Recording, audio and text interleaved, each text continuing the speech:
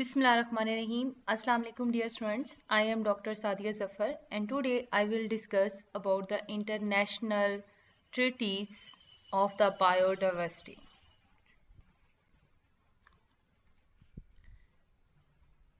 Before discussing the biodiversity treaties, we should know that what is biological diversity. As we have discussed in detail in last lectures that biodiversity is the degree of variations of the life forms within a given ecosystem, biomes or entire planet. Means in short, the variety of living organisms on the earth.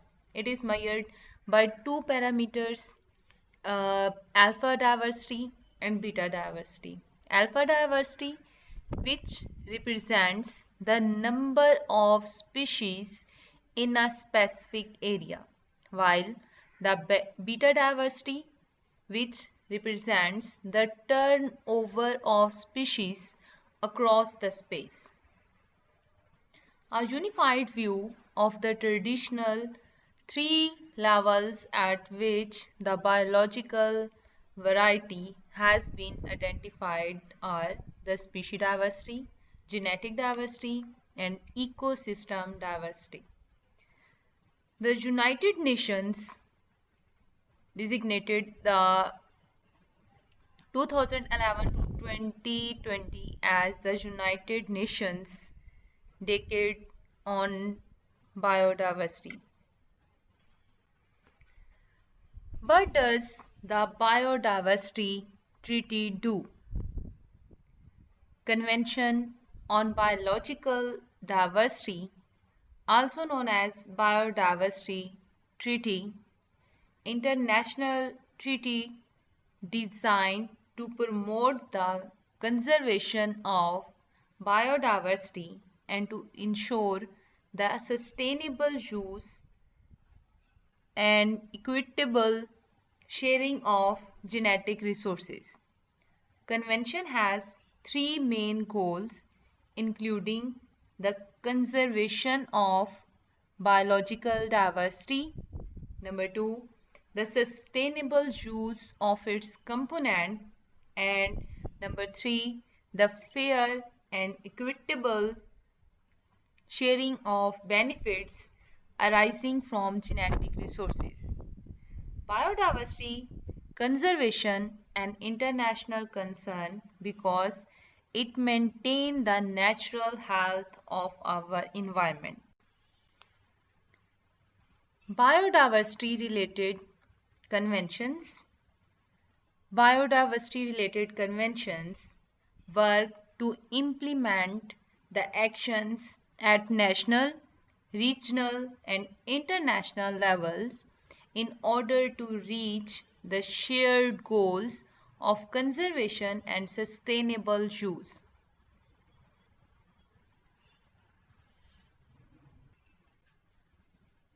Several international conventions focus on biodiversity issues and they take important steps and make some policies for biodiversity conservation and sustainable use of biodiversity resources. Some of these conventions are the Convention on Biological Diversity that into force in 1993 and the Convention on Conservation of Migratory Species, and the third is the Convention on International Trade in Endangered Species of Wild Fauna and Flora. And fourth is about the International Treaty on Plant Genetic Resources for Food and Agriculture.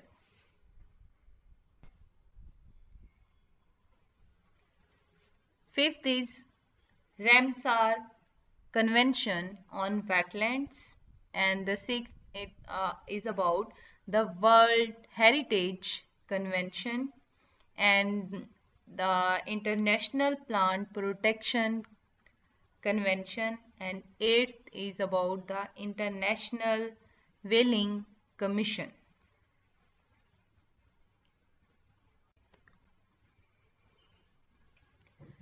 Now we will discuss in detail about all these conventions.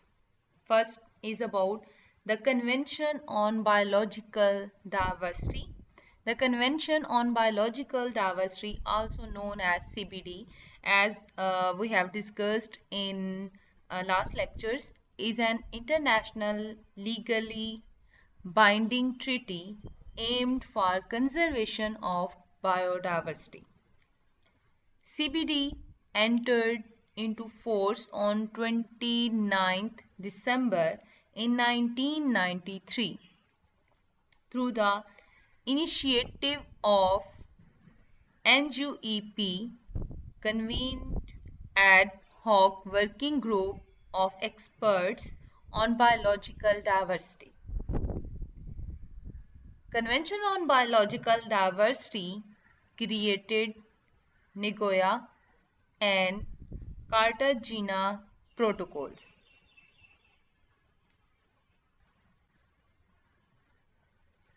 What is Cartagena protocol?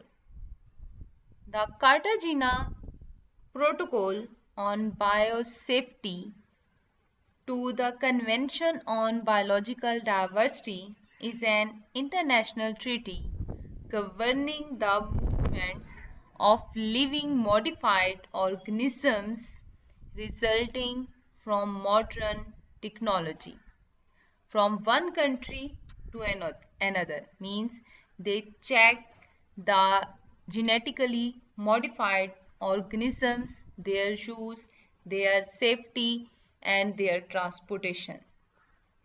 It entered into the force on 11th September 2003.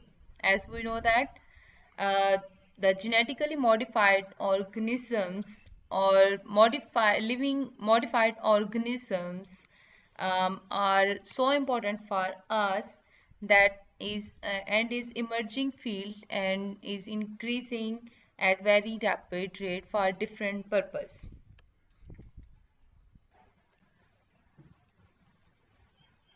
Next is the Nagoya Protocol.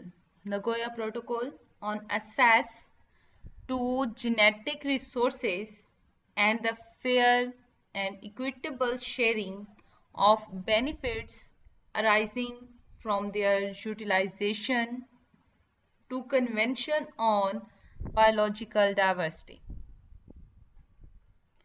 It is an international agreement which aims at sharing the benefits arising from the utilization of genetic resources in a fair and equitable way and contributing to the conservation of biological diversity and sustainable use of its component.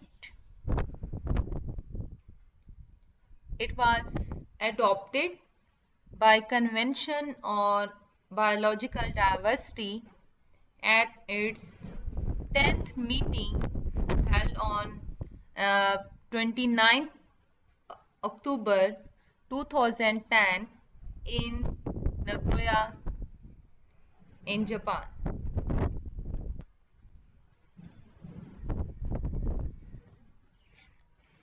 Aims of Convention on Biological Diversity.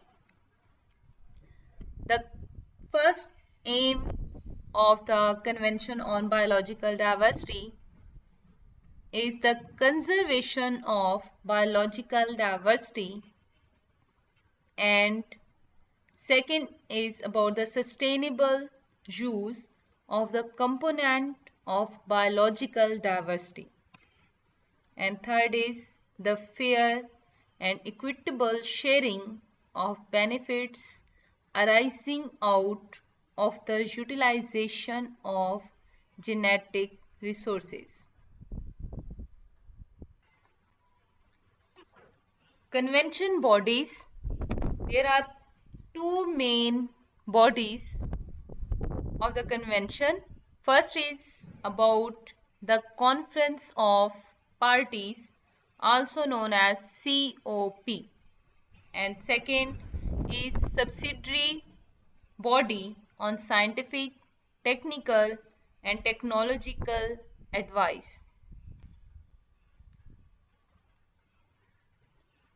First convention body, that is Conference of Parties, is governing body of the convention and advances the implementation of the convention through decisions it takes at its periodic meetings. Its 11th meeting would be held on October 2012 in India.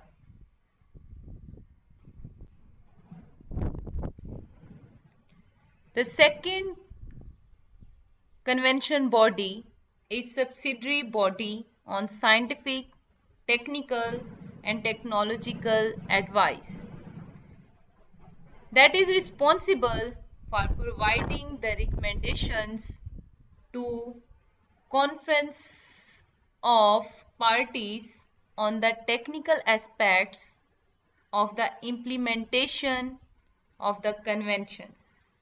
It is mainly made up of government representatives with expertise in relevant fields. Goals of Convention on Biological Diversity to achieve by 2020. The first goal is to address the underlying causes of biodiversity loss by mainstreaming biodiversity across government and society. Second goal is to reduce the direct pressure on biodiversity and promote the sustainable use. And fourth goal is to improve the status of biodiversity by safeguarding the ecosystem, species, and genetic diversity. Fourth goal is to enhance the benefits to all from biodiversity and ecosystem services. And fifth goal is to enhance the implementation through participatory planning, knowledge management, and capacity building.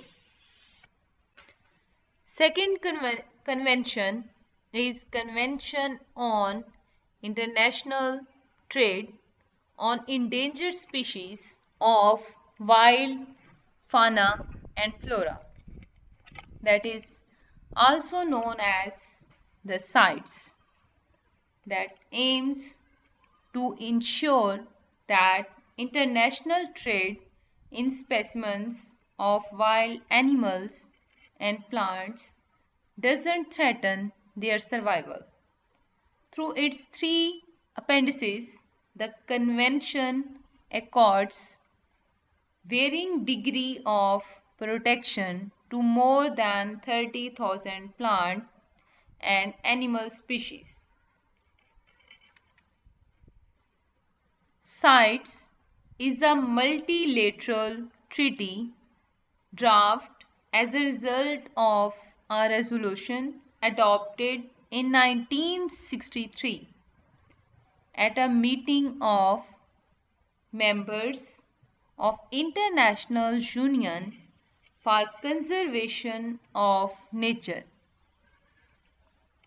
that is also known as IUCN, and CITES entered into force on 1st July 1975. Why we need CITES?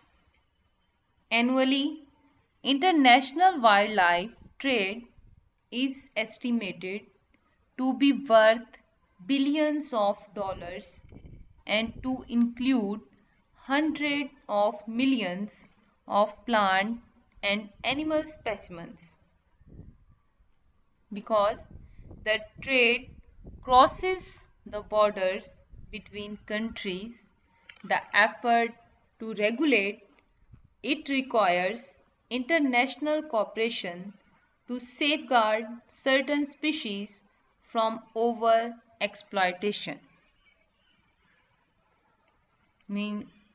CITES was conceived in the spirit of such cooperation, means it reduces the over-exploitation of the species. How CITES work? CITES work by subjecting the international trade in specimens of selected species to certain control.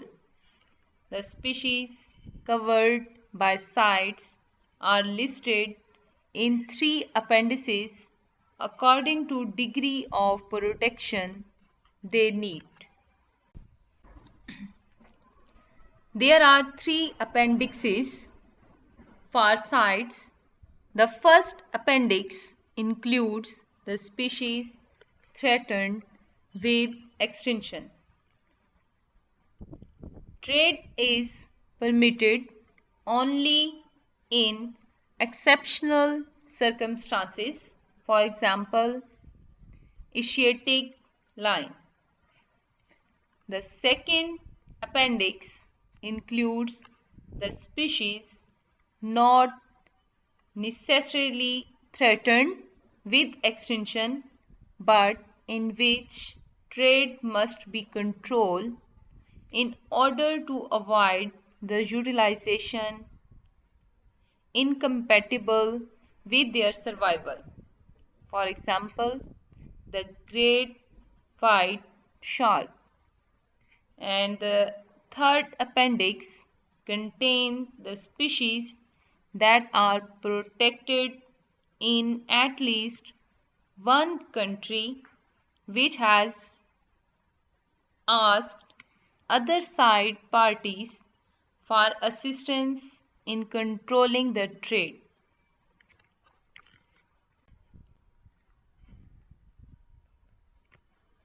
The site species, roughly about 5,000 species of animals and 29,000 species of plants, are protected by CITES against over-exploitation through international trade. They include some whole groups such as primates, cetaceans like whales, dolphins, porpoises, and sea turtles, parrots, corals, cacti, and orchids. Here is the structure of the site.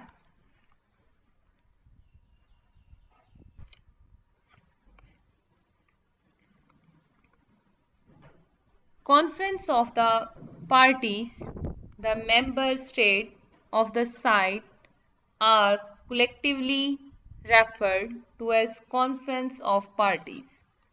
The Conference of Parties reviews the implementation of the convention. Its 5th conference was held in Doha, Qatar from 13 to 25th March in 2010. Standing Committee, it provides the policy guidance to Secretariat concerning the implementation of convention and oversees the management of the Secretariat's budget as well as coordinates and oversees the work of other committees. The site's Secretariat is administered by United Nations Environment Program and is located at Geneva, Switzerland. It plays a coordinating, advisory, and servicing role in the working of convention. United Nations Environment Programme provides funds and leadership partnership in caring for the environment by enabling the nations to improve their quality of life.